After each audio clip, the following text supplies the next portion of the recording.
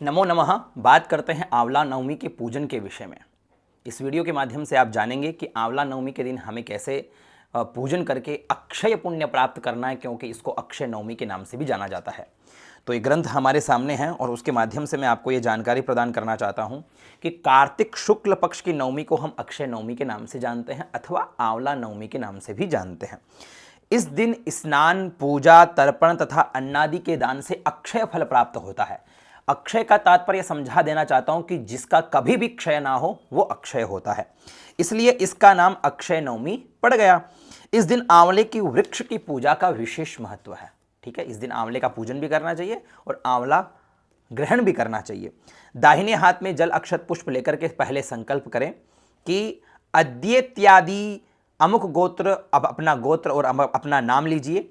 हम ममाखिल पापक्षय पूर्वक धर्मार्थ काम मोक्ष सिद्धि द्वारा श्री विष्णु प्रीत्यर्थम धात्रीमूले श्री विष्णु पूजनम धात्री पूजनं च करिष्ये तदंगत्वेन गणपत्यादि पूजनम करिष्ये। ठीक है, ऐसा संकल्प लेकर के आप जल छोड़िए। उसके बाद में सर्वप्रथम भगवान गणपति का पूजन अपने भाव, उपलब्ध सामग्री और उपलब्ध ज्ञान के माध्यम से आप गणपति आदि जो देवता है उनका पूजन करें।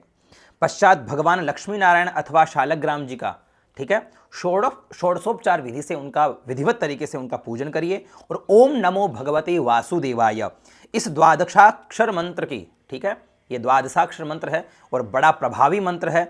इस मंत्र की कम से कम एक माला तो करनी है और ज़्यादा से ज़्यादा आप जितनी करो उतनी ही अक्षय होती जाएगी, ये ध्यान रखिएगा।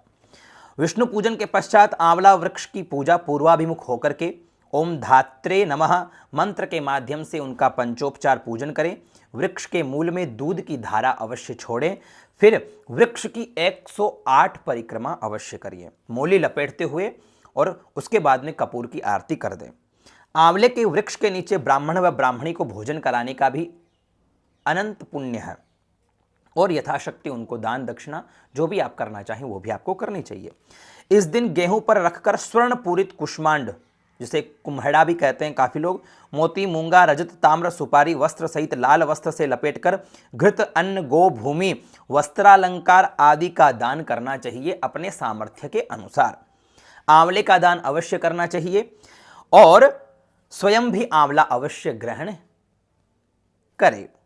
इस दान से विपुल धन धान्य, पुत्र पौत्रादि की प्राप्ति पूर्वक कहा गया है कि ब्रह्म हत्या तक के पाप नष्ट हो जाते हैं और कूष्मांड में जितने बीज होते हैं उतने हजार वर्ष वह ब्रह्मलोक में निवास करता है। तो इतनी विशेष महत्वता इस तिथि में है, लेकिन तात्पर्य कि ज्ञान के अभाव के माध्यम से व्यक्ति इस तिथि की महत्वता को नहीं समझ पाते हैं। लेकिन मैं एक उद्देश्य लेकर के चल रहा हूं कि संपूर्ण तिथियां और सनातन धर्म के विषय में अनेकों प्रकार की जानकारियां मैं आप तक इस आधुनिक युग में सोशल मीडिया के माध्यम से आप तक पहुंचाने का प्रयास करूंगा। चाहता हूं बस आपका सपोर्ट, आपका प्यार जो कि आप मुझे प्रदान करिए और जितना हो उतना इन वीडियोज़ को शेयर किया करिए, ताकि मैं प्रसन्न होकर के उन सब वस्तुओं को, उन सब ज्ञान को आप तक पहुंचाने का प्रयास करता रहूं। नमो नमः।